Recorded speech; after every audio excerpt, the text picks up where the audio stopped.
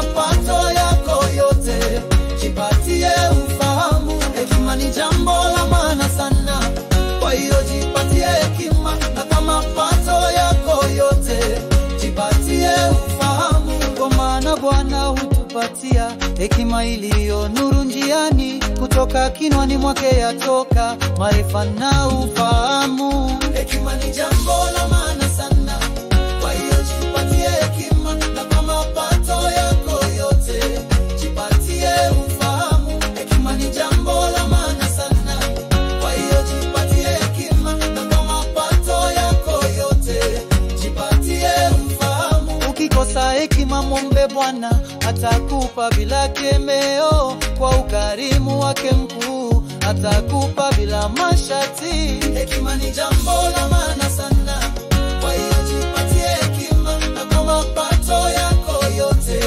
jipatie ufahamu. Hekima ni jambo la maana sana, kwa hiyo jipatie hekima. Na kwa mapato yako yote, jipatie ufahamu. Ni afadhali kupata hekima kuliko dhahabu ya dunia, kwa maana ufahamu wa Bwana ni hazina isiyokoma. Hekima ni jambo la maana sana, kwa hiyo jipatie hekima. Na kwa mapato yako yote, jipatie ufahamu. Hekima ni jambo la maana sana, kwa hiyo jipatie hekima. Na kwa mapato yako yote, jipatie ufahamu.